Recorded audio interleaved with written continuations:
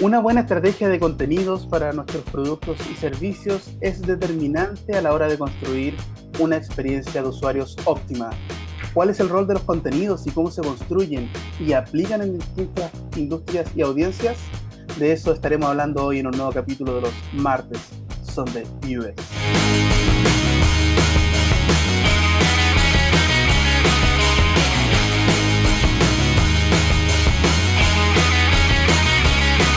Hola, ¿cómo están? Bienvenidos, bienvenidas a un nuevo capítulo de los martes son de UX. Hoy día nos acompaña desde Argentina mi querido Emiliano Cosenza. ¿Cómo está, Emi? Tantas Hola, jornadas sin encontrarnos. ¿cómo andan? Muy bien, feliz acá de estar y compartir lo que recién decíamos, ¿no? Un oasis en medio de la vorágine del trabajo para charlar de este tema que nada, tanto me apasiona, así que encantado de la vida. Buenísimo. Contentos también de que puedas Bienve- estar hoy día con nosotros. sí, Buenísimo. bienvenido, Emiliana. Contarle a quienes nos están escuchando y viendo que, por una parte, tú eres periodista, UX writer, diseñador conversacional, figura de los contenidos de esta parte de la región, fundador de Panónica y de Vivot, tuviste un paso por Mercado Libre, y contar además que en este caso, bueno, tú con Andrea fueron compañeros de un capítulo de un libro que estamos escribiendo con más gente de la región, de la cual quizás no podemos hablar mucho, pero que fue interesante quizás como experiencia poder juntarnos personas que no nos conocíamos tanto y poder aunar fuerzas para un proyecto en común. Sobre todo en una instancia yo creo que nos cuesta escribir en español. ¿Cómo viste tú esa sinergia de juntarnos, escribir y generar contenido en español, que yo creo que es un tema? Sí, bueno, para mí, a ver, en resumen, la experiencia estuvo increíble, o sea, fue muy bueno. Para mí al principio era como cuando decíamos, bueno, vamos a tener que escribir un capítulo de A3 y ya muchas manos en el mismo plato, como dice el dicho, sonaba a que iba a ser como mucho garabato, así, ¿no? Como iba mucho lío. Pero la verdad que no, creo que nos pudimos dividir súper bien y que pudimos como ir iterándonos mutuamente en el medio, además que eso es súper valioso porque que no solo para nosotros, sino para todos los que participaron, que no me acuerdo el número Mm, total de autores, era pero una enormidad, no sé cuánto Son era. 49, creo. Sí, mm, casi, claro, enorme, y que la verdad que nada, ninguno de esos autores, a mí me encantaría, pero no nos dedicamos a escribir libros, o sea, estamos solo enfocados en eso, cada uno estaba con sus cosas, así que para mí era ultra valioso empezar como a dedicarle tiempo a eso, ¿no? Y para mí todo lo que sea escribir me encanta, o sea, me hubiera gustado dedicarle más incluso, pero bueno, la experiencia a mí me pareció rica en el sentido de la cantidad de personas de la región que había, o sea, y de todos los pueblos. Eso me pareció como súper impresionante. Y después el tema de cómo fue diseñado colaborativamente mm. todos los capítulos, también me pareció como súper interesante eso cuando empezamos a participar de cómo había toda una apertura y después se fue cerrando con los temas y terminaron en cada capítulo a sus diferentes velocidades, ¿no? Como que cada uno le imprimió la velocidad que pudo, pero, pero fue interesante, nada, para mí fue súper lindo, además escribir, me encanta, es como una excusa para volver a hacer eso que a veces por otras cosas, otros roles, ¿no? No tengo el tiempo de Sí, escribir pues. artículos y esas cosas que me encantan. Sí, ahí saludamos a Marta del Río y Freddy Linares, que estuvieron ahí articulando y coordinando un montón de gente para que esto pudiera avanzar. Ya vamos a estar contándoles cuando puedan conocer también ese tremendo libro, así que manténganse atentos a nuestro canal también, porque vamos a estar también hablando de eso pronto. Ahora, Emi, llevándote ya a la entrevista misma, bueno, contaba Rodrigo que tú estuviste en Mercado Libre, que es donde trabajaste por mucho, mucho tiempo. Hoy día es un gigante del e-commerce, ha crecido este último tiempo, yo creo, un montón, favorecido además por este contexto de pandemia en que todos empezamos a comprar Claro. prácticamente todo online.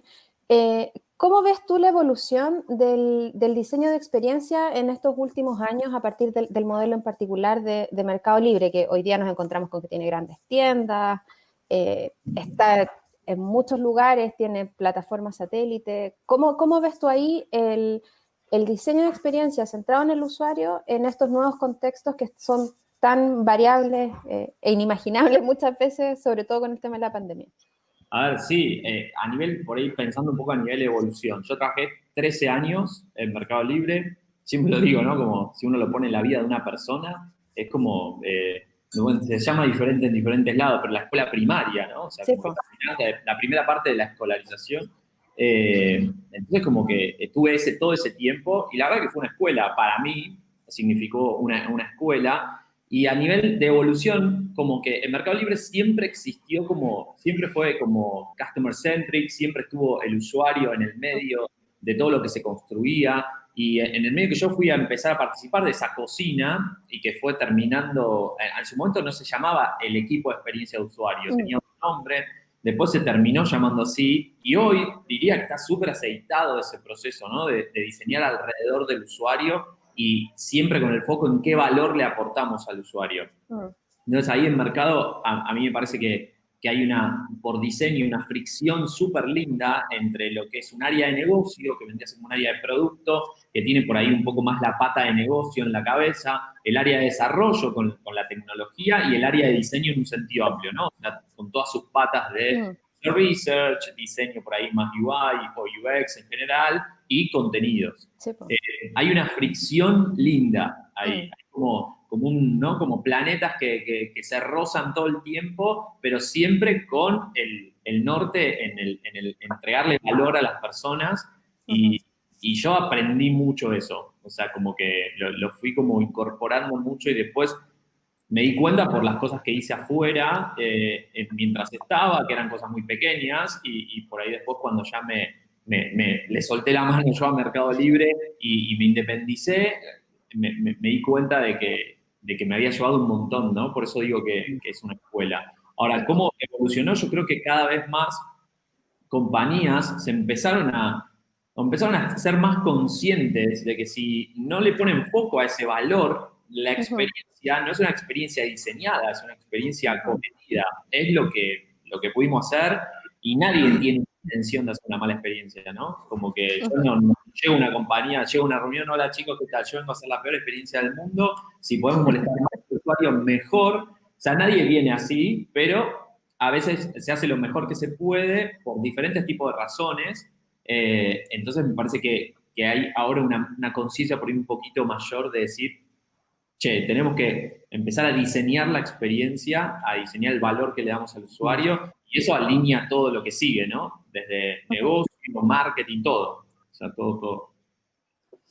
Y Emiliano, bueno, hay un fenómeno, yo creo, hace un par de años, que casi toda la industria hablaban de la famosa omnicanalidad, ¿cierto? Teníamos que estar presentes en distintos canales, el Omnichannel, el 360, en una sucursal y también el sitio web y la aplicación y el tótem y ojalá estar en todos los mayores puntos de contacto.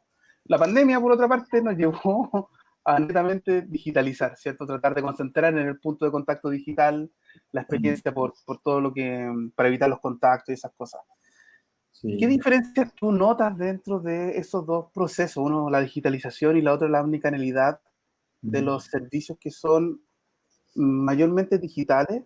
Por aquí quizás tocamos nuevamente el caso de Mercado Libre, pero hay industrias que nacen principalmente digitales y han ido adaptándose a los medios y hay otras que nacen presenciales y han tenido que transformarse brutalmente a lo digital. ¿Cómo ves tú esas principales diferencias en ambos procesos? Bien, a ver, como que partiendo un poco, ¿no? De la digitalización, como que yo siento que la pandemia, es lo que también se habló y muchos lo han como testimoniado, ¿no? Como dar testimonio a nivel management, de que puso como el pie en el acelerador y le imprimió velocidad a lo que antes estaba en el backlog y iba avanzando, ahora era, dale, ¿no? Porque lo necesitamos como que esta omnicanalidad pareciera que se convirtió como en la only canalidad, si eso existe, ¿no? Como es un solo canal para el usuario, para las personas. No sé qué canal eligen el canal que mejor les queda, el que les sale, o varios, pero como que tenemos que estar en todos, o sea, tenemos que darle una puerta de entrada. Entonces, como que creo que ahora, otra vez, hay a los golpes, podríamos decirlo, la verdad, porque pasó esto para que se acelere, de que hay como una mayor conciencia de que tenemos que darle todas las herramientas o canales o puntos de contacto a las personas para que hagan lo que, o cumplan lo que necesitan con nosotros, o sea lo que tengamos, no sé, seamos un banco, un e-commerce, qué sé yo, una telefónica, lo que sea. Entonces, como que incluso me parece que hoy ya diseñar la experiencia de uso de una interfaz se queda como cortísimo. En realidad, diríamos que casi que esta omnicanalidad, lo estoy inventando, es como la interfaz, básicamente, ¿no? O sea, hoy hay muchos puntos de entrada de nuestros clientes con lo que tengamos del otro lado, con nuestro negocio, nuestra organización también. Entonces, como que me parece que hoy hay que pensarlo, si antes era como un tema y deberíamos pensar más holístico, más 360, hoy diría, tenemos que pensarlo 360, y eso me parece que encara o trae, ¿no?, muchos desafíos a nivel organizacional, sobre todo compañías muy grandes y sobre todo compañías en procesos de transformación que son un lío, o sea, porque claramente no se puede transformar todo de una, no se puede trazar una línea y decir a partir de acá es todo nuevo y a partir de todo lo... O sea, eso es lo teórico. Después hay que como ir llevando, ¿no?, y ir alineando todas las cosas. Entonces me parece que esas compañías están como hoy sufriendo un poco, en el buen sentido, todo lo que necesitan acomodar de sus procesos y hacer más eficientes sus procesos para poder entregarle más valor a los clientes. Y ahí entran otro tipo de interfaces, ¿no?, que son las conversacionales también, y ya no hay interfaces gráficas, no solo es una experiencia de uso de una interfaz gráfica como por ahí conocíamos hace tanto tiempo y estábamos como muy enfocados en eso, ¿no? Eso ya es una parte, es como un planeta de una galaxia, miren lo que digo, así como algo mucho más grande, ¿no? Quizás. Emi, hace algunos años publicaste un artículo que se titulaba Women, Children and Content First en Medium. Y esa metáfora creo que grafica muy bien la relevancia que tiene el contenido cuando hablamos de diseño de experiencia. Pero me pasa, y es como mi dolor personal, que siento que a veces casi tenemos que seguir defendiendo que el contenido es primero y que el contenido es importante y que no es algo que podéis dejar a la cola de todos los procesos una vez que estemos a 2 días de pasar a producción, que llegue el brief y ahora escriban y suban y publiquen esos contenidos. ¿Por qué crees tú que todavía no logramos posicionarlo y pensar en que tenemos que tener claro cuál es el contenido antes de diseñar cualquier proceso de experiencia? Bien. A ver, voy a ensayar una teoría de por qué creo que no lo logramos. Pero vamos a ver si es como para pensar juntos, ¿no? Es súper loco, porque es como vos decís, esto de empezar por el contenido no es nuevo.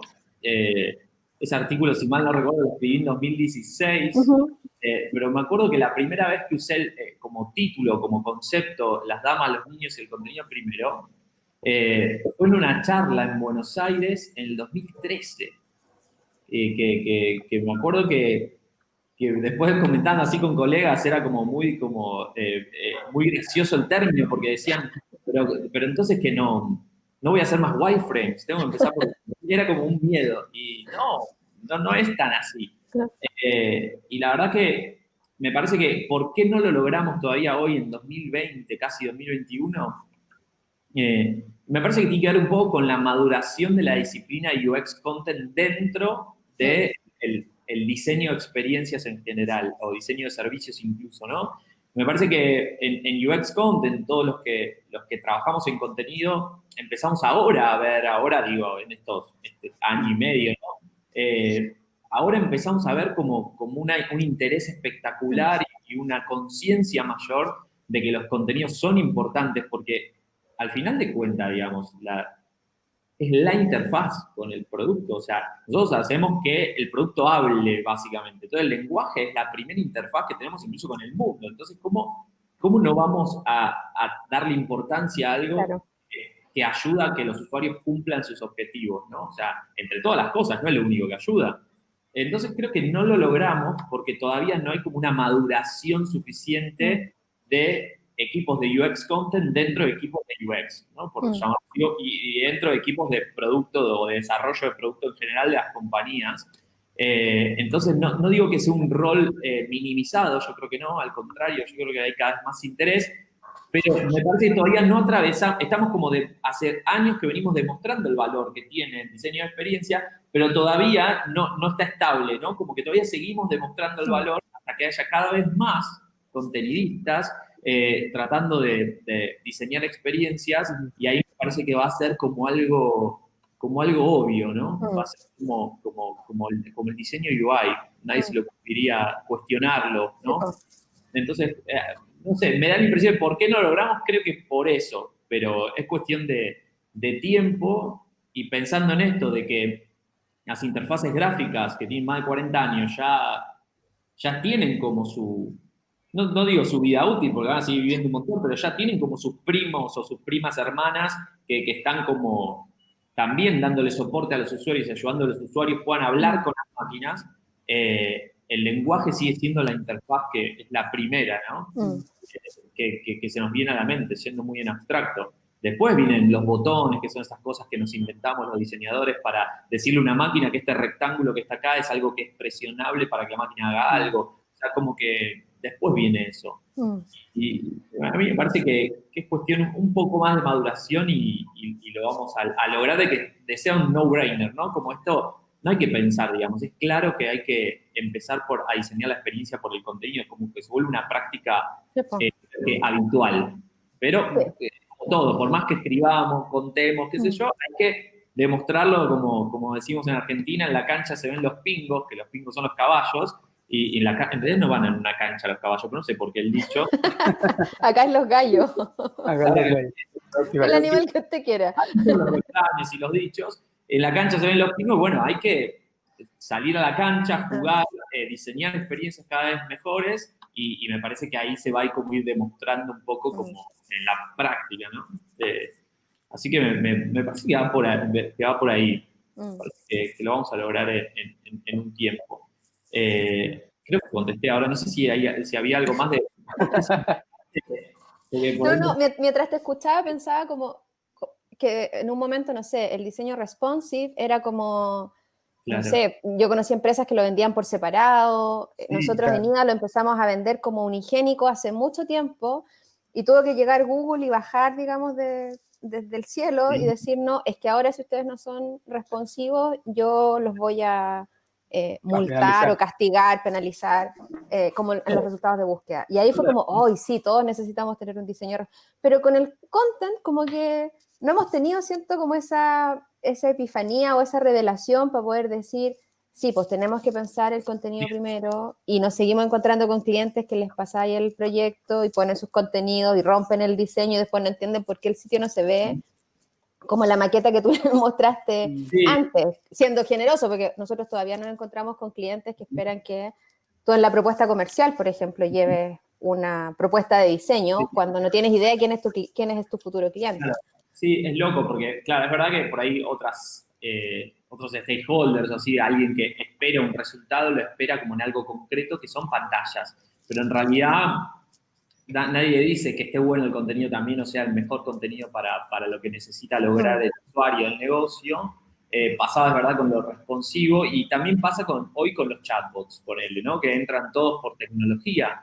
Y, entonces, ¿qué necesita un chatbot? La tecnología para tenerlo, cuando en realidad hay muchas otras cosas que son más de base.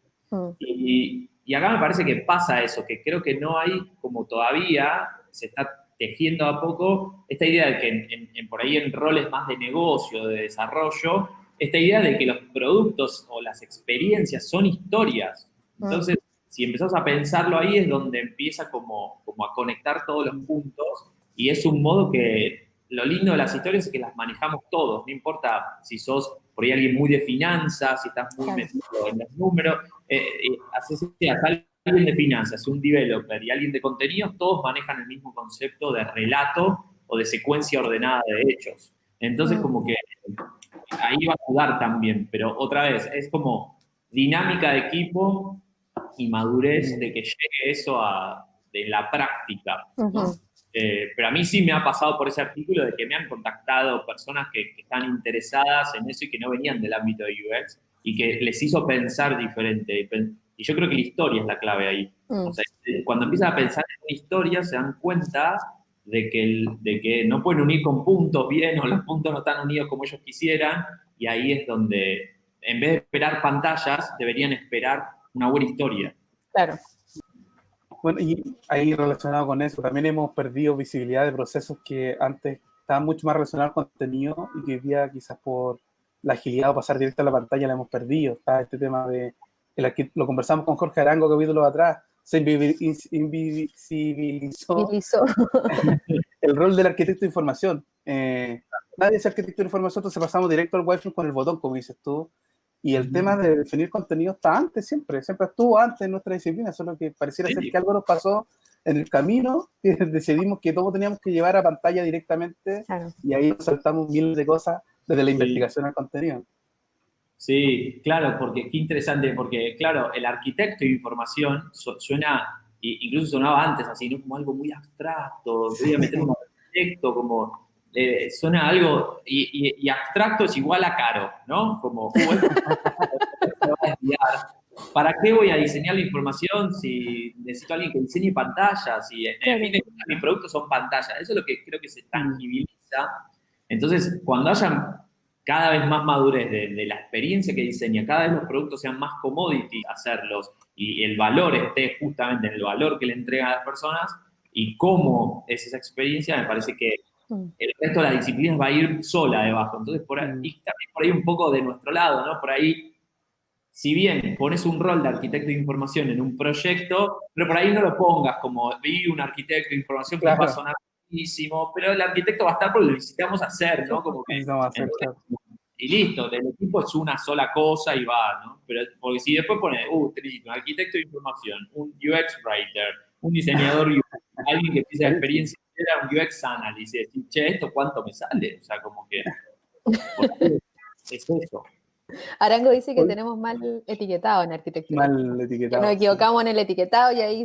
Claro, son una cosa muy de nerds, ¿no? Como casi bibliotecarios, como estas ramas que son interesantísimas, a mí me encantan, pero claramente cuesta, nosotros tenemos que hacer ese trabajo de mostrar el valor que tienen en el resultado final de los dueños de los productos o los que están ahí diseñando eso y son parte del negocio, esperan, qué sé yo. Entonces como que también hay un poco de nuestro lado que podemos hacer. Sí, y en ese sentido, bueno, lo veníamos diciendo, el contenido está primero. En IDA nos gusta también decir que el contenido, que el diseño no es solo una competencia de quien le da forma, ¿cierto? De quien estudió formalmente diseño gráfico, industrial, publicitario, lo que sea, sino que es más cerca del proceso, más cercano a esta idea del design thinking, donde es un proceso virtuoso para llegar a un resultado final. ¿Crees tú que los profesionales que trabajan en las comunicaciones o en el content tienen esa noción de que ellos también están diseñando, o es algo que todavía tenemos que cambiarle el mindset a quienes hoy día estamos educando para que sean los nuevos UX writer, content, análisis, lo que sea? Sí, en mi experiencia yo creo que no, que todavía no todos entendieron, en mi experiencia, no todos como están entendiendo la participación, el valor que aportan, pero es cuestión de tiempo, es cuestión de por dónde entran, porque es loco, ¿no? Esto viene mucho como de las disciplinas de origen. Muchas veces las disciplinas de origen son o el periodismo, o licenciaturas en comunicación, o estudios universitarios que tienen que ver con algo más amplio. Incluso hay de diferentes, ¿no? Ramas que no tienen que ver con la comunicación y que son interesantísimas, sociólogos, que escriben muy bien. Ahora, de todo eso, me parece que se derrama sobre esta idea de que entran a hacer los textos de las pantallas. Entonces es como que es delimitar, ¿no? Como trazar una línea en mi rectángulo, mi cuadrado, es decir, hasta dónde voy. Y en realidad tenemos que, si lo pensamos otra vez en historias, nos damos cuenta de que la historia la hacemos todos. Entonces ahí es donde yo siempre en las clases lo cuento, ¿no? O sea, necesitamos contar una historia. Ahora, alguien acá, siempre pregunto lo mismo, ¿alguien acá se siente incapaz de contar una historia? O sea, que levante la mano y digo, a ver, hay historias que son muy bien contadas, no necesitamos un storyteller para contar una secuencia, ¿no? de una experiencia. pero hay historias que están muy bien contadas que son para entretenimiento, ¿no? Para Pixar, por ejemplo, digamos, una película. Pero la verdad que contar una secuencia de hechos lo podemos hacer todos porque lo hacemos todos los días, siempre digo, una máquina biológica de relatar. Entonces, hoy yo creo que es un tema también de que poco a poco vamos como teniendo más conciencia del rol, y para mí está cada vez más mezclado, y en el buen sentido de como que los diseñadores van enganchándose con los de contenido y van mucho más de la mano que antes. Entonces ahí es donde las conversaciones son otras. Porque, por ejemplo, no sé, me han preguntado, me dice, si yo soy de contenido, ¿tengo que ir a una planning, a una reunión de planificación? Y digo, sí. Obvio. ¿Por qué no? ¿No? Porque, digamos, tendrías que ir para que decirme si es esto de contenido, vamos, ¿no? Entonces, como que por ahí esas cosas yo creo que tienen que ver a veces con la organización, que es, por ahí a veces la organización no te da lugar, o sí te lo da, pero no lo sabes, ¿no? Como que también pasa. Y por eso siempre yo miro mucho a la organización cuando hablamos de contenido, cómo trabajan, ¿no? Y cómo ejecutan las cosas, porque ahí es, nadie puede hacer contenido de calidad si la organización no te ayuda, digamos, por diseño o no, porque así son las cosas, ¿no? Que a veces pasa, que no se cuestiona esto. Pero sí, me parece que es un tema yo creo que todavía no hay tanta conciencia de decir, nosotros diseñamos la experiencia también, ¿sí? ¿No? Y eso también nos va a ayudar a que nos vuelvan a llamar al principio, por Tú, bueno, contabas recién, soltaste la mano de Mercado Libre, te independizaste y armaste el 2017 Panónica, donde ustedes hacen consultoría en distintos servicios de UX, diseño, contenido, headhunting incluso. ¿Cuál fue la motivación para embarcarte en un proyecto de consultoría independiente, más allá de tu socia y como de toda la orgánica de ustedes como Panónica? ¿Y qué aprendizajes reconoces a partir del liderar algo propio? O sea, no ya estar a cargo de un equipo de gente donde tienes certeza que te van a pagar a fin de mes y te vas a tu casa y como que uno siente que la pega se acaba, versus tener algo propio que empezáis a vivirlo 24/7 aunque no quieras, digamos. Sí, a ver, bueno, un montón de cosas. ¿Por qué Panónica? Bueno, yo en realidad me voy un poco de Mercado Libre por esta idea de poder empezar a hacer algo propio, ¿no? Como que yo sentía que quería empezar a recorrer otro camino y como, vivir nuevas aventuras. Y esto tiene que ver justo con Panónica, porque la palabra aventura es como muy clave en Panónica. Panónica es algo bastante abstracto, por decirlo de un modo, porque pareciera ser una agencia, pero no lo es. Es como es una red de diseñadores de experiencia donde nos juntamos varios, trabajamos en forma colaborativa, que por ahí salieron de otras compañías, otros que recién están empezando, tienen mucha madera, como mucho potencial para trabajar junto con otro y aprender el camino.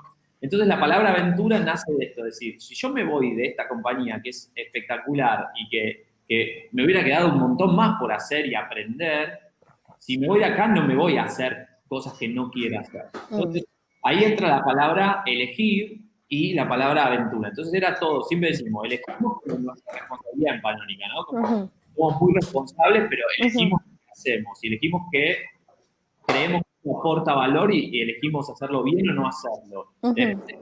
Como el título del libro, elegimos nuestra propia aventura. O sea, salimos de eso. De hecho, nunca hicimos marketing en Panónica, siempre fue orgánico y a propósito, porque no era la idea de, como por ahí, una empresa más tradicional o un estudio de diseño tradicional, en donde ustedes ya saben que tienen una estructura fija, unos costos que asumir y después tienen que ir capturando proyectos que les interesen y clientes y donde vayan a...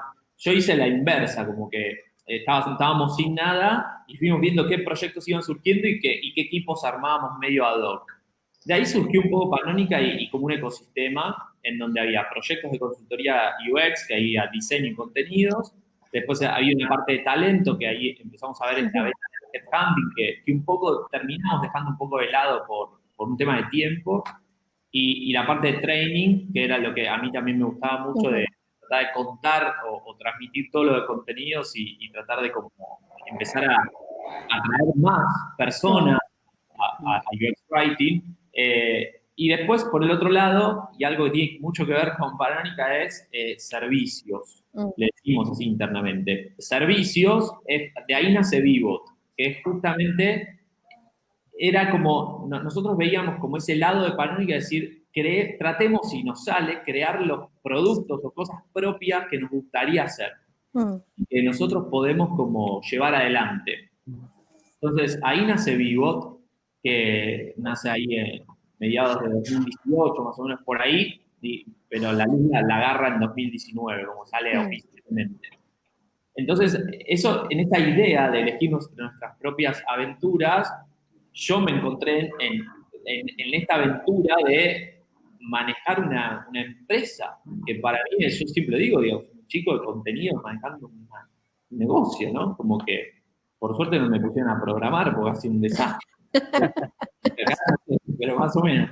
Pero bueno, por lo menos, yo empecé a estudiar mucho, muy ad hoc, ¿no? Como siempre uno va haciendo, estudiando, ¿no? Y empecé a estudiar mucho lo que tiene que ver con armar una organización, empecé a leer mucho de eso, tuve la suerte de tener un primer cliente cuando fui en Mercado Libre, que era una consultora boutique de transformación organizacional, muy custom made, y era hermoso, aprendí, tuve que hacer cosas para ellos y vieron como los periodistas que aprendemos de lo que hablamos, y aprendí un montón de cosas y me iluminó un montón de un mundo que yo no conocía y que tiene, y es esta relación entre lo que hacemos, el valor que entregamos y la organización que lo hace, ¿no? Esta conexión y cómo está la estrategia atravesando todo, la estrategia de ese negocio, esa organización. Y la verdad que, nada, ahí me di cuenta de que quería armar una organización de determinada manera y que el negocio iba a querer que sea de determinada manera, que era esto, no quería que sea una agencia tradicional. Entonces quedó eso. Pero Vivot sí es algo más tradicional. Y ahora está como tomando otro vuelo, ¿no? Oye, y en ese sentido, ya que tú lo mencionas, yo creo que hace un par de años pasó como esta vorágine de querer tener asistentes, querer tener chatbots, tener un algo que entre a mi sitio y me ayude en el imaginario, ¿cierto?, de las grandes empresas a gestionar los call centers o simplemente ayudarte de manera más simplificada. Bueno, ustedes crean un servicio, ¿cierto? Y este servicio es el de diseñar estos chatbots, pero ustedes dicen que tengan identidad. Darle vida a estas personas automatizadas con inteligencia artificial. ¿Cómo es un poco darle, yo creo que es de parte nuestra, de que trabajamos con contenido de diseño, darle responsabilidad a crear estos robots? Porque pareciera ser que en un momento se lo adueñaron los desarrolladores que solo te entregaban decisiones en árbol. Sí, no, acá está, gracias. Pero funciona. Pero funciona, claro. Pero funciona. Sí, a ver, como el origen fue, se resume un poco en la visión que tenemos de Vivot, ¿no? O sea, justamente, y les cuento si quieren por qué el nombre, que también lo explica un poco, pero la visión de Vivot es, nosotros sabemos que cada vez más personas están hablando con máquinas, y eso en el futuro va a ser aún mayor. La pandemia lo aceleró un poco, pero va a ser cada vez más. Ahora, ahí donde haya una máquina hablando con una persona, nosotros queremos estar diseñando esa experiencia. Esa experiencia tiene muchas aristas, y que muchas aristas las tenemos de los que hacemos UX desde antes, ¿no? Que en interfaces gráficas, y que ahí es tan lindo porque agarras un poco de diseño industrial, obviamente el contenido lo tenés como a tope, porque acá sí, si no empezás por el contenido, por donde empezás acá no hay vuelta.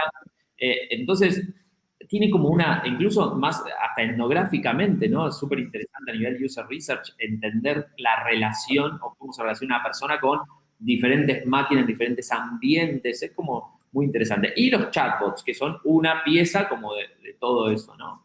Que ahí es donde también nosotros empezamos por eso, un poco por escala, ir escalando también de a poco, y que también era como nuestro métier de contenidos, ¿no? Entonces dijimos, la verdad que todos entran por la tecnología, y nosotros dijimos, a ver, nosotros no hacemos tecnología, sí nos conectamos y tenemos partners de tecnología para dar una solución end-to-end, pero nosotros dijimos, no vamos a hacer un chatbot así nomás. O sea, los chatbots que haces un plan play, lo tenés y es más o menos te responde, nosotros no estamos ahí, nosotros estamos en un chatbot que realmente es un producto digital y necesita diseño centrado en el usuario. Entonces, nuestra primera pregunta cuando pensamos, dijimos, vamos a hacer algo que haga esto, dijimos, ¿quién nos lo va a pagar? Entonces, ahí empezamos de a poquito a testear un poco esa propuesta de valor y hacer crecer todo, porque en el medio tuvimos que diseñar nuestros procesos de diseño, nuestra propia metodología para diseñar la personalidad. La personalidad no es un diseño así como muy lindo que vos decís, ay, quiero que sea amigable, cercano, no. La personalidad tiene un propósito, está asociada a la estrategia de la compañía, a los valores de la compañía. La personalidad con ese propósito te define el backlog, o sea, el producto digital bot o chatbot realmente, digamos, tiene mucho peso en la compañía. Y hoy cada vez más hay compañías que son casi, es parte de una estrategia de puntos de contacto de los usuarios, y que hablar de los costos que ahorran, ¿vieron? Y todas esas cosas, todas esas ventajas que tiene. Pero además a nivel, también hay otro tipo de chatbots y robots de acompañamiento que tienen fines muy sociales y súper interesantes. Y hay un desafío enorme ahí por trabajar y por hacer, o sea que hay un mundo y un abanico ahí espectacular, y de ahí nace un poco el nombre del lado de la personalidad, de darle una identidad propia. Nosotros decimos que en Vivo hacemos chatbots o bots útiles, únicos e irrepetibles, que no se confunde uno con otro. O sea, el primero que trabajamos es Bot y el robot de la Ciudad de Buenos Aires, y no se confunde con ninguno de los otros que hemos hecho después o seguimos haciendo. Cada uno tiene su personalidad, su manera de expresarse, y nosotros trabajamos mucho eso además, y lo hacemos escalar además, como a nivel contenido, ¿no? De ahí la idea de Vivot, que un poco esta idea de ser, ¿no? Le creamos, nosotros le llamamos a este proceso, vamos a hacer un yo chatbot, cuando hacemos el chat, hacen por un poco jugando con yo robot, el yo chatbot, bueno, viene de ahí, ¿no? De esta idea de empezar a decir, empezamos con nada y nos vamos con un yo, con alguien, vamos con alguien. Después le tenemos que seguir dando un montón de formas, un montón de cosas, pero un poco va por ahí. Y viene un poco del jazz también, que eso es anecdótico, pero porque Panónica también viene del jazz, era una baronesa del jazz, le decían, era una del clan Rothschild de banqueros de British del siglo XIX, creo, que tenían mucho dinero y tenían muchos bancos por todos lados y muchos negocios, pero eran muy machistas y las mujeres eran solo para el ocio, no podían. Entonces, Panónica, le decían a ella, Nika, le decían, se aburría completamente, una vida horrible, llena de dinero, pero llena de aburrimiento. Y en un momento descubrió el jazz, y a mí me encanta el jazz. Y descubrió el jazz y en un momento se hartó de la vida de vivir con un conde y se fue a Nueva York y empezó a hacer una mecenas. Los músicos de jazz en general eran negros que eran mal vistos, entonces como eran afroamericanos eran como la lacra, eran muy talentosos, pero en general tenían muchos problemas con las drogas, entonces estaban tirados y no tenían plata y la poca plata que tenían se la gastaban, entonces ella les compraba hasta un auto o los alojaba. Y bueno, en Panónica una vez me regalaron la biografía, Iván me regaló, un compañero de San Luis, me regaló la biografía y ahí como que se me ocurrió, me encantó esa historia. Y de ahí nace también Vivot, que una vez Bill Evans, un pianista, bien raro era para el mundo del jazz, decían, porque era blanco. Entonces decían, no toca bien, si es blanco no toca bien. Pero el tipo era un exquisito y una vez dijo que el jazz él decía be jazz, ¿no? Es una manera de ser, no es una forma de tocar, digamos. Claro. Y de ahí un poco también salió Vivot, ¿no? Como está haciendo un mashup ahí loco, pero que tiene que ver con esto de crear a alguien, esta persona virtual, por decirlo de alguna manera, ¿no? Súper lindo. Y ahí, en esos procesos de creación, confirmamos nuevamente que es necesario primero pensar en una estrategia de contenido. O sea, no necesariamente a mí me va a servir un bot versus otra empresa, otra organización. Claro. Esto que mencionabas tú, no pueden ser uno igual al otro, más allá de, no sé, más allá de que sean dos bots que tengan el mismo objetivo, el mismo negocio, claro. No pueden ser iguales. ¿Por qué nos pasa entonces que TI propone un chatbot y cree que con eso solucionaron todos, pero nadie piensa en la así como alguien tiene que pensar en los niños, como dicen los Simpsons, nadie piensa en el contenido y en la estrategia que ese contenido va a tener, en qué usuario lo va a leer.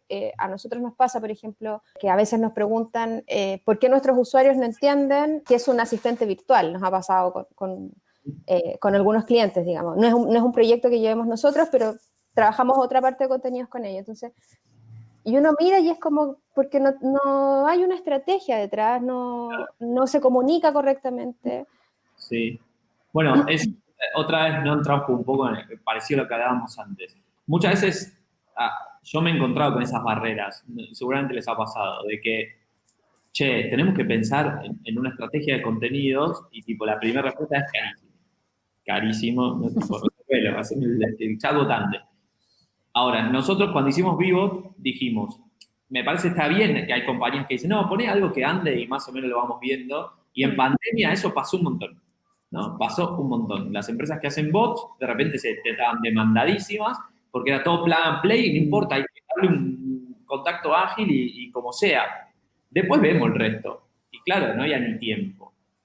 Yo creo que, bueno, nosotros estamos como en la segunda ola, ¿no? Como la ola donde empieza a aparecer que el bot en realidad no resulta útil o a nivel de satisfacción es muy malo, la gente no entiende nada, el bot tampoco entiende a la gente, o sea, no se entienden entre sí. Entonces, y como no resuelve, ahí empieza a aparecer otra vez la conciencia de, che, me parece que si queremos mantener esto, vamos a tener que hacer algo. Otras compañías no, ya tienen conciencia de tenemos que hacer algo con una estrategia que se enganche con la marca, con los restos de los canales, esto. Bueno, nosotros vamos a ayudar siempre a eso, ¿no? A pensar, no pensamos ni un solo chatbot que no tenga mínimamente un poco de una estrategia de contenido, sea muy grande digamos, el scope que tenga o muy chico, pero siempre tiene que estar en el marco de algo. Nosotros empezamos mucho con el propósito, nosotros le damos como una razón de ser, es lo primero que hacemos. Porque si no, ese chatbot como que queda boyando, ¿no? Como que queda suelto por ahí, y incluso a nivel organizacional, los contenidos que tiene un chatbot tienen que ser los mismos que tengan en otros canales, en un sitio web, por ejemplo, una app, lo que sea. La verdad que, salvo que sea solo el producto sea solo el chatbot. Y la verdad que ahí está el desafío, me parece, que empezarlo otra vez, más que con solo esto no alcanza, pensarlo un poquito más holístico, ¿no? No sé, el caso nos pasa, el robot de la Ciudad de Buenos Aires, un caso paradigmático en eso, en el sentido de que, imagínense una ciudad que genera contenido todo el tiempo, que tiene muchos contenidos de trámite, es impresionante, entonces como que no podés, el robot está al frente, no puede hablar diferente o no puede tener información diferente a lo que está atrás, porque es inconsistente. Entonces, una estrategia que haga que todo eso fluya, ¿no? Y que fluya todo el tiempo. Bueno, con otras cosas lo mismo, en bancos pasa lo mismo, no empresas grandes, digo, que tengan mucho contenido de muchas cosas. Ahora, si es más un bot de single domain, digamos, que es como un temita y nada más, por ahí es más fácil controlar la estrategia, digo, una estrategia por ahí un poco más, sí, como un caballo más fácil de domar, ¿no? Más fácil de llevar. Pero siempre hay que, para mí, el diseño de la personalidad, nosotros no somos un diseño de personalidad que termina como no sé, qué sé yo, como un entregable en donde vos ves qué tipo de atributos de personalidad y nada más. Nosotros tenemos una guía de escritura armada. Entonces nosotros armamos, te decimos no solo qué personalidad tiene, en realidad lo construimos, sino que además te llevas la manera de ejecutarlo o te ayudamos a ejecutarlo. Y ahí es todas las marcas que tenés que darle a los editores de contenido para que hablen en la piel del personaje, y ahí es donde trabajamos la verosimilitud y lo hace único y repetible. Entonces, eso es crítico. La otra vez veía un chatbot de, provincia de Buenos Aires, ¿no? Con el medio de la cuarentena, Argentina tiene ahora ya no se usa más, creo, una aplicación llamada Cuidar, en donde vos tenés que sacar como permisos de circulación, ¿no? Sí. Entonces, en esa app, en un momento descubro, como yo vivo en provincia de Buenos Aires, descubro que tiene un link a un chatbot que habla de salud mental, porque claro, la gente mucho tiempo, en Argentina vieron que dicen que es la cuarentena, ya se terminó en teoría, la cuarentena más larga del mundo, no sé si es cierto o no, pero muy larga, eso sí, Entonces, muchos temas de salud mental y las interfaces conversacionales tienen mucha oportunidad ahí. Entonces, lo abro, uy, qué bueno, a ver, lo quiero ver. Y la verdad que malísimo, no encuentro nada. ¿Pero por qué?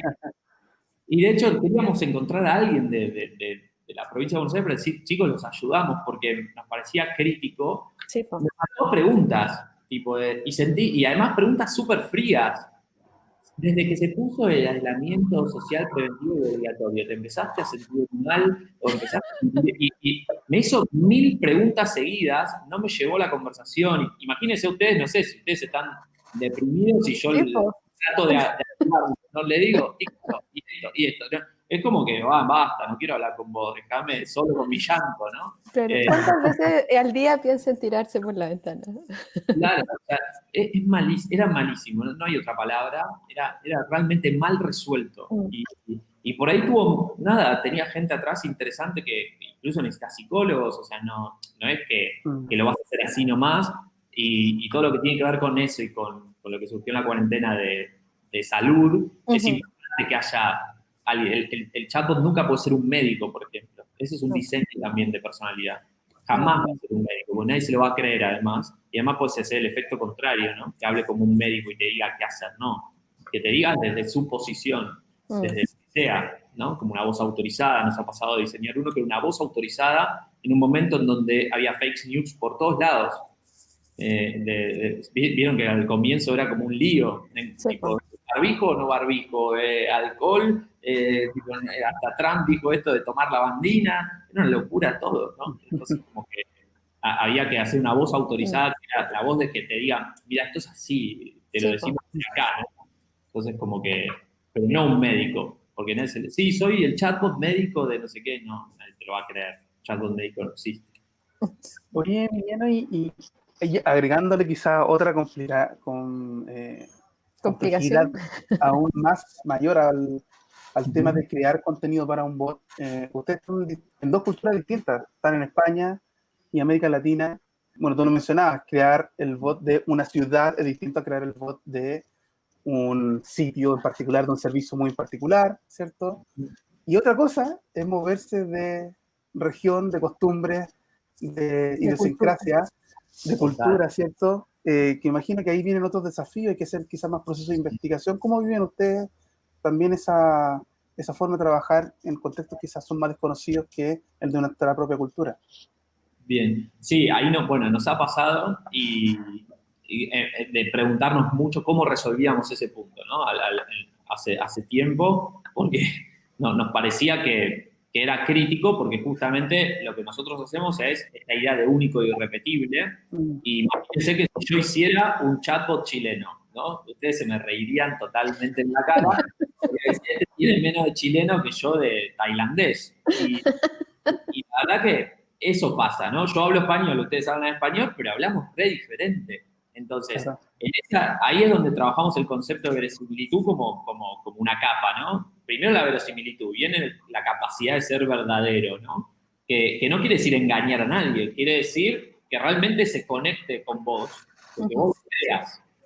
Y ahí empezamos a ver que lo que mejor podemos hacer es, hay veces que tenemos una capa como diseñadores más conversacionales o que nos encargamos del bot y una capa de editores nativos, ¿sí?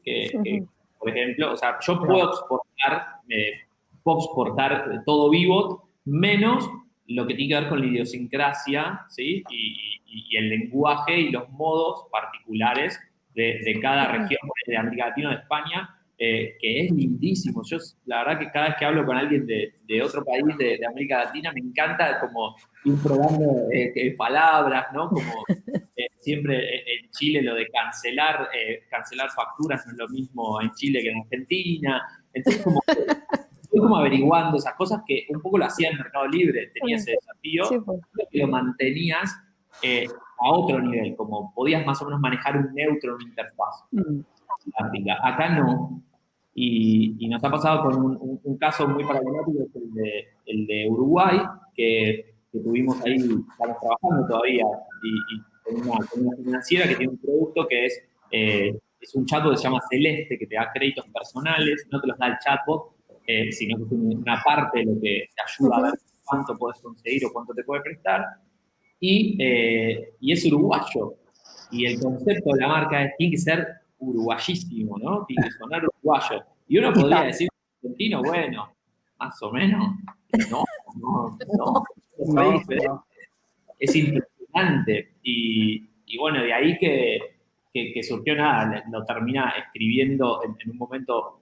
Bueno, tuvimos una editora uruguaya y después también lo sigue con la parte del cliente, son uruguayos y lo siguen también ellos con nuestra asesoría. Entonces, hay una capa, ¿no? Que es como nativa, por decirlo de algún modo, que es clave para que realmente se conecte. Siempre digo el ejemplo de, una vez había una agencia de publicidad que hizo un chatbot que era un diablo, y era el diablo del exorcista, Pazuzu, siempre lo cuento, porque es este problema. Y Pazuzu, en Argentina, me hablaba de tú, y el chatbot era el diablo, o sea, quería ser el diablo, ¿no? Y no era verosímil por ningún lado, me saludaba, me hacía cosas que vos decís, el diablo jamás me saludaba. El diablo no te dice ni hola, además. Bueno, pero además me hablaba de tú, y yo hablo de vos. Entonces, ya ahí era la primera impresión, se te cae la verosimilitud, ya no lo puedes levantar. Es muy difícil. Así que miren lo crítico que es como súper crítico. Oye, Emi, ya para ir cerrando y yéndonos un poco más al método, a lo técnico, ¿qué indicadores o qué métricas deberíamos tener siempre presente al momento de pensar en Content Strategy? ¿Qué número ponemos sobre la mesa, digamos, para demostrar el valor que esto tiene y que esto impacta positivamente en el negocio en la medida que es un mejor contenido, que está mejor investigado, que está contextualizado? ¿Qué métricas crees tú que deberíamos tener a como sacarlas así y decir, mira, aquí subimos, esto mejoró, al momento de vender mejor el contenido?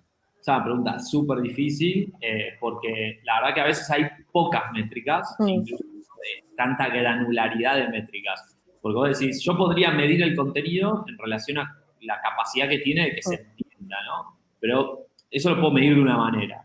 Pero yo puedo medir en realidad más arriba, como más amplio, puedo medir si ayudó a cumplir los objetivos, ¿no? Esa es una. Tratar de entender si es un flujo, ¿no? Lo que sea, digo, si ayudó a completar la tarea, ya tenés una buena métrica versus otro contenido que generaba confusiones, desvíos, otras cosas. Entonces ahí tenés una posible métrica.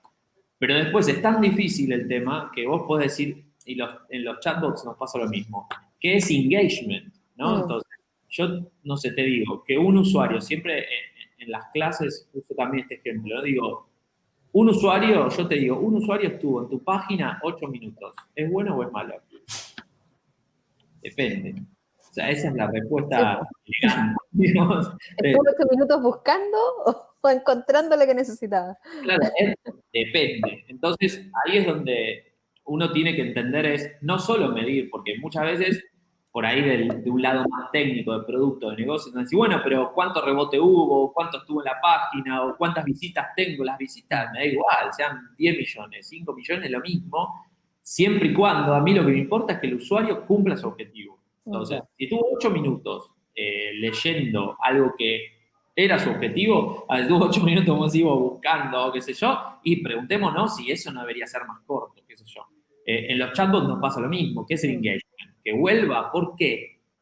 Depende del propósito del chatbot. Ahora, si el chatbot no tiene un propósito, todo el mundo va a inventar métricas. Entonces ahí es donde las métricas en contenido, yo las resumo con el tema de conseguir los objetivos. Después tenés, el NPS ayuda mucho a tener una idea general como de satisfacción, pero el contenido no tiene un peso, salvo que sea todo contenido, pero no tiene un peso muy particular ahí. O sea, ayuda a que se mueva o no, pero estamos hablando más de usabilidad a veces, ¿no? Ahí hay problemas de usabilidad que mueven esa aguja. Pero creo que el contenido, como siempre, tiene que tener un objetivo y tenemos que ayudar al usuario, como llevarlo a que cumpla sus objetivos, me parece que es la métrica que yo perseguiría siempre. Siempre. Después es cuánto tarda o qué sé yo, pero depende un poco lo que lo que queramos. Ahora, si lo entiende, puedo hacer pruebas también. Pero otra vez, pruebas con usuarios.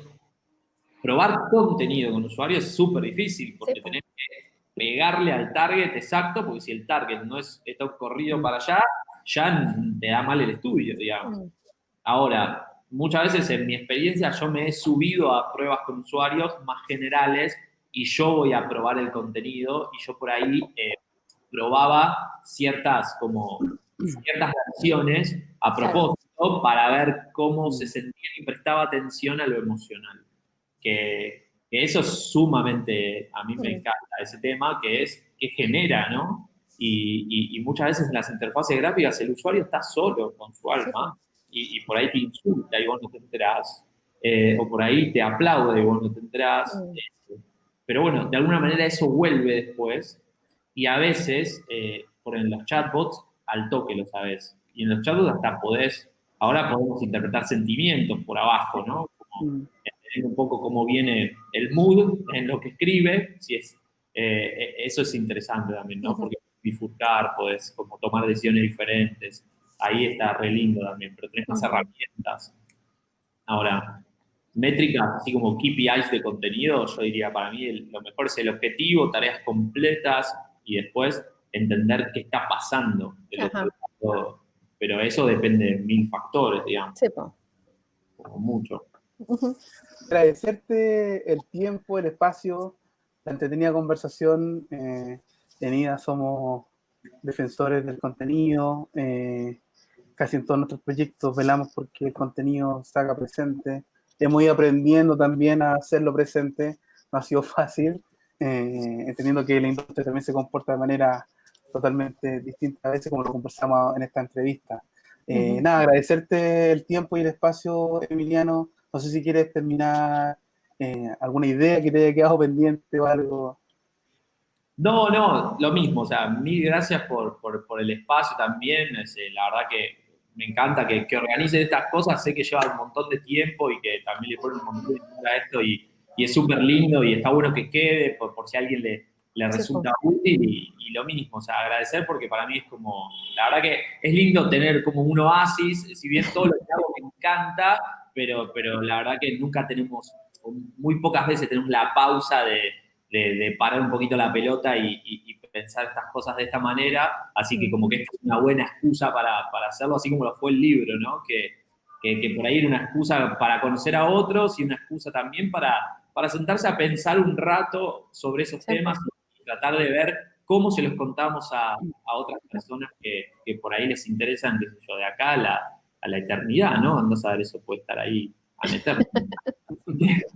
Tipo, mientras estén, así que nada, feliz de haber participado, nada, y ojalá sea útil a los que hayan escuchado y los que hayan llegado hasta acá, sobre todo. Muchas gracias, Emiliano. Recordarle a quienes nos están viendo y escuchando que están nuestros ebooks gratis para poder descargar en nuestro sitio. Está el que hicimos en el primer semestre sobre personas provisorias dada esta pandemia, para gente que no podía quizás salir a investigar. Nosotros le entregamos ahí algunos supuestos para que pudieran partir con algunos arquetipos. Y el segundo semestre lanzamos nuestro orgullo, nuestro bebé, la guía del UX Content, del cual también estamos contentos y orgullosos, que también ahí ha tenido harto ruido, como decimos acá en Chile. Y también recordarles que, bueno, terminamos ya nuestro ciclo de IDA Workshop del 2020, pero nos estamos preparando ya para el próximo año, así que vayan a nuestro grupo en Meetup para que puedan dejar también las sugerencias de temas que quieren que podamos abordar en estos talleres, qué cuestiones les interesa que podamos revisar, herramientas, procesos, para nosotros poder empezar desde ya a diseñar nuestro próximo ciclo 2021. Recordarles también que estamos en Instagram, en Twitter, en Facebook, en LinkedIn. Nos puedes escuchar en Spotify. Si vuelves a correr, a salir a trotar ahí, nos puedes escuchar también, Emi. Y todas esas cosas que dicen los youtubers, suscríbanse, denle like, comenten. Si tienen alguna pregunta para Emi también la pueden dejar en los comentarios y sobre todo recordarles que en nuestro IDA blog estamos a diario compartiendo artículos sobre metodologías, herramientas y procesos del diseño de experiencia de usuario. Hay mucho contenido también sobre UX Content, los roles que tenemos, así que ahí también es un buen espacio para buscar bibliografía y si quieren aprender más también pueden leerlo. Y para cerrar, nada, pues recordarles que este bicho que todavía no nos abandona, más allá de las vacunas que estén hoy día probando, también depende de cada uno de nosotros si tienen el privilegio de quedarse en sus casas o de no tener necesidad de moverse por la ciudad.